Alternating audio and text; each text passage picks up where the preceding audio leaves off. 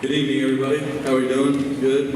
Let's just take another moment to congratulate two of our loved ones for the promise that they have made together. So let's just give them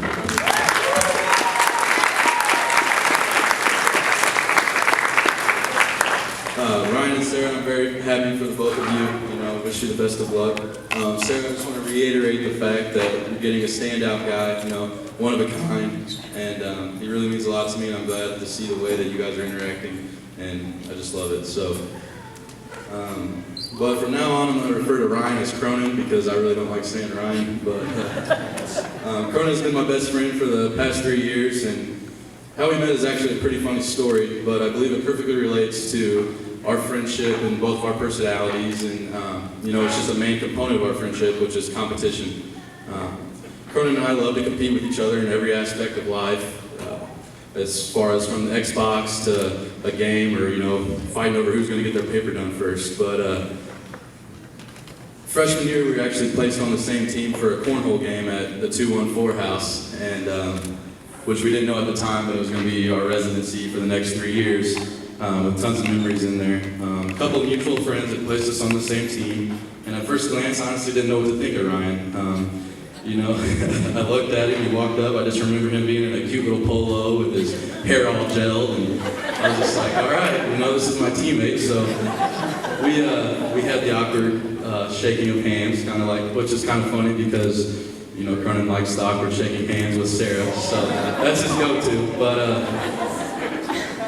the game started out slow and we actually fell behind pretty quickly, but things turned around, we started coming back, and like I said, we started getting together and giving those high fives, and we ended up coming back and winning, and we didn't lose a game for the entire night.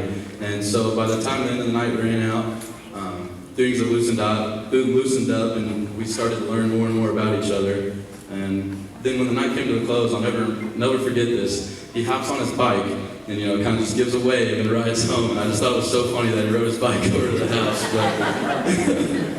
But looking back at it now, I never really knew what would happen after that night. But I'm sure and I'm glad that we dominated that night because it really started to plant the seed of the friendship that we have now. And I could go on and on forever about stories about us, and probably would throw some stories in along the way. But I think it would be a good time just to thank him. You really have done a lot for me. You've been there through the best of times, you've been there through the worst of times. I always knew that I could count on you. Like we said, we would start talking, 11 o'clock. Next thing you know, we're like, oh, it's 1, we should probably go to bed, we got class in the morning. Next thing you know, we keep on going, it's 3.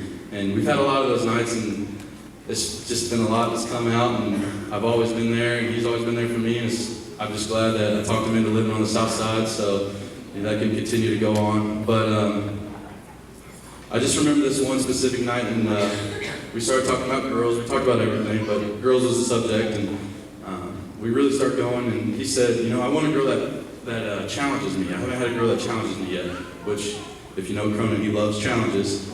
So if you challenge him with anything, he's going to do it and he's going to prove to you. Kind of like the 10 cup mentality. He's just going to keep on hitting that shot until it goes over the water. But when he finally met Sarah, he told me, this girl challenges me. And I remembered that night. And so from that point, I knew, okay, she's probably a keeper for him. And then as things grew and grew, I was just astonished by the way that he had changed and she had changed him.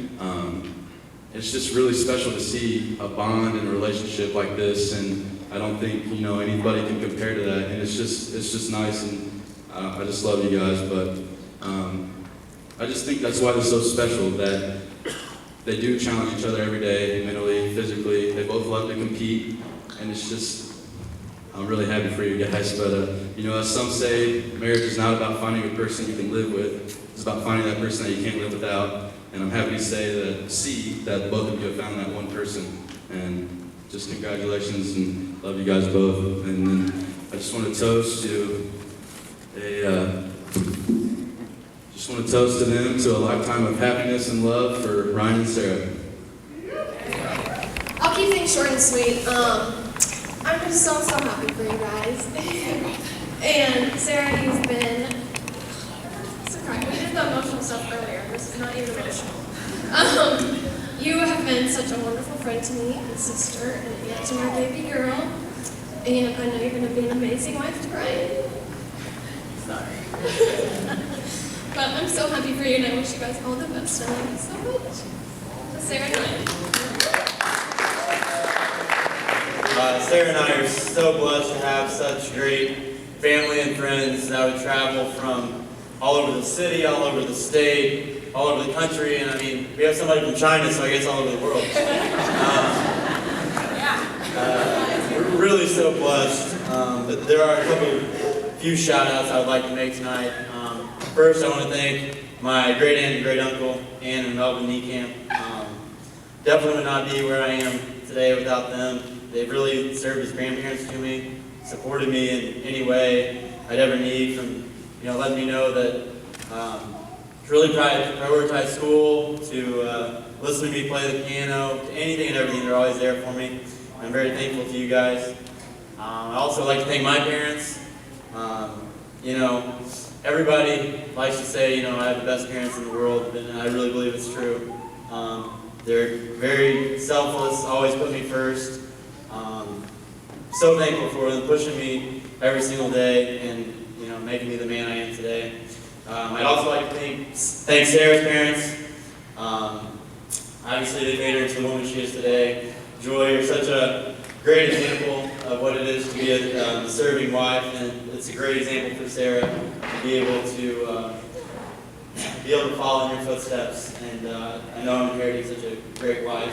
Michael, to be such a great dad, a godly father that has raised 3 beautiful children. And Michael and Christopher, with your dad also, for being great men. It really shows in how she respects me as a man, and it's because she's had such great male figures in her life for 22 years. And I could go on and on with all these things, but we want to get to some dancing. I want to thank everybody that put on everything tonight. But for now, cheers to us.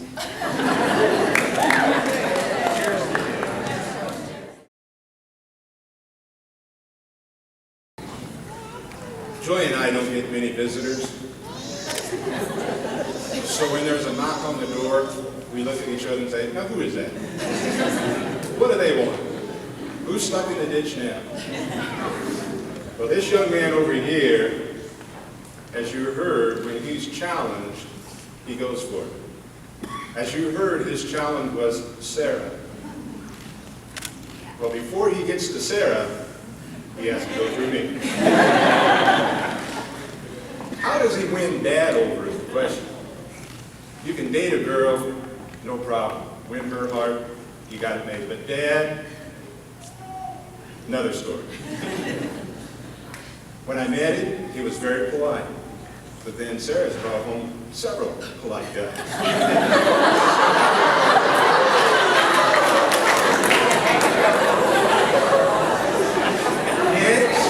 I found out that Ryan has all kinds of knowledge. I kind of like that. I'd ask Ryan this question, and he'd punch a few buttons and give me the answer. But my daughter is worth more than answers. Do you know what he did? He went out and bought a jersey, a Minnesota Vikings jersey, so that he could wear on Sundays, because Dad likes, guess who? That didn't work either. It is moving him up the chain a little bit. I tell you what really convinced me that Ryan was the one. My wife Joy knew all along. She kept telling me, he's the one, he's the one. Yeah. He doesn't know all this. What really convinced me was something he did. Back in January or February, I'm at North High School. And a kid by the name of Dylan Hunt comes up to me and speaks to me and says, Mr. Russell, I met your future son-in-law when I paid a visit to Wabash College. Apparently, Dylan Hunt was associated with Ryan somehow on his visit to Wabash. Ryan did not have to introduce himself as Mr. Russell's future son-in-law. He claimed me. I like that. That was a three-pointer. I knew then that Ryan was the one. So you're in. On to Sarah.